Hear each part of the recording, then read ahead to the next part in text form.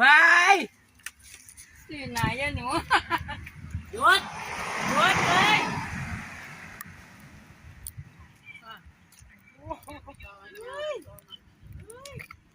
เก่งจังเลยทำมาเก่งเนาะปัญญาไซขอให้คุณเนี่ยเอาทำเข้าไปเราที่พูดถึงไปนะเพื่อนเราจะยิ้มไปตอนเดินเล่น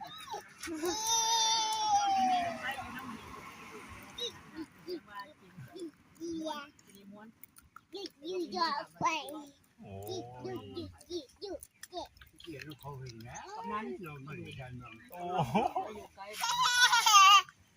เดินเจ้าไม่ต้องขึ้นไปน้ำไปลงพิมพ์ตอนเจ้าไม่ต้องขึ้นน้ำตอนนั้น เบิ่งเด้อวันนี้เด็กน้อยเอากี่ดินทากหน้าขาวงามปันหยังบัดนี่แป้งสั้นดีป้าด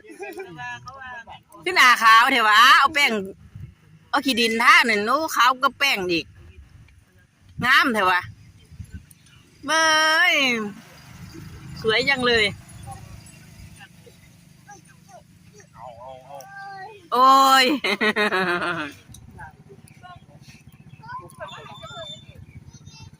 พี่หลอก มึงเนี่ยว่ามันยูนิคอร์นแหม ปลาดุกใหญ่เอามาเบิ่ง